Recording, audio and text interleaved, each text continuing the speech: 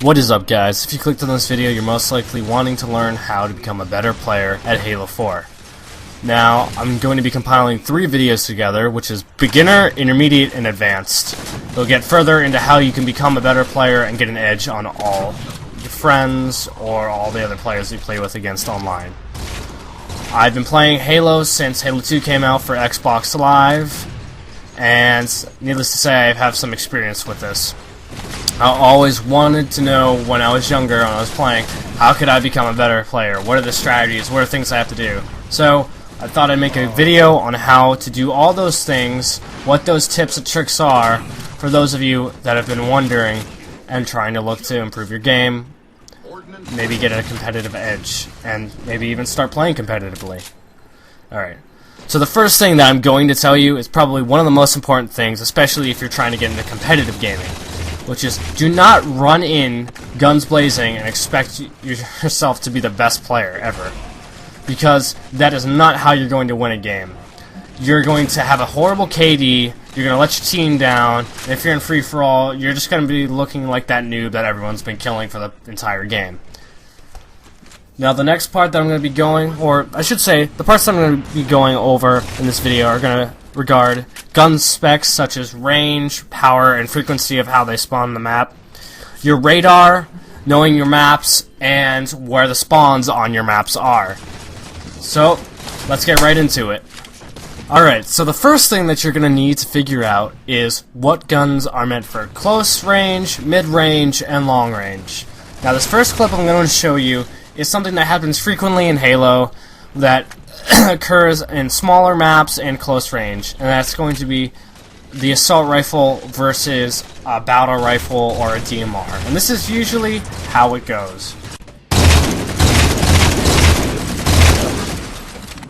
Alright, you can usually tell the assault rifle won that match, and the reason is because the BR and the DMR are mid to long range weapons. You want to use them on distances between your enemy that are mid to long range. Close range, the assault rifle will win 90% of the time because it can deliver bullets to your enemy's face a lot faster than the DMR and the BR can.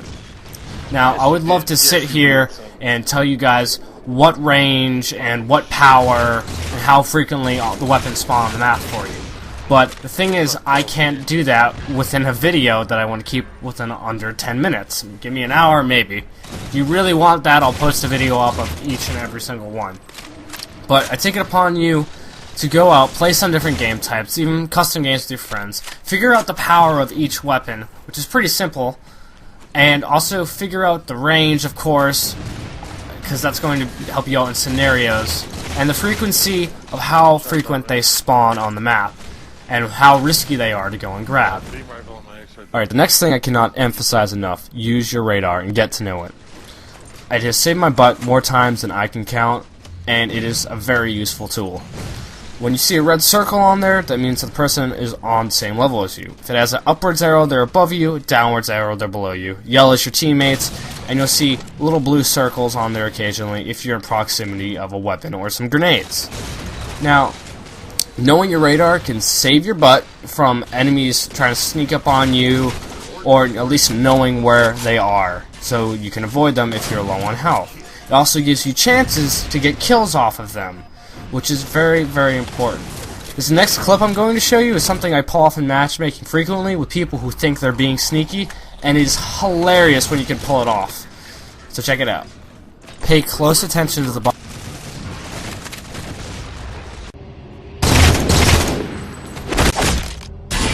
Assassination. Just for fun, let's watch that one more time from the front.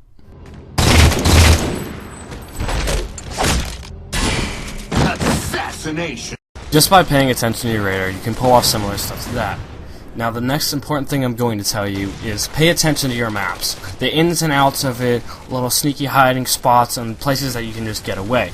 Because if someone is chasing you and you have no shield, you want to know how to lose them and avoid them, which is very useful. Also, know the spawns of the map, because when you're in a big game, or a game that just has lots of people, knowing where those spawns are going to help you out in directional from where you are.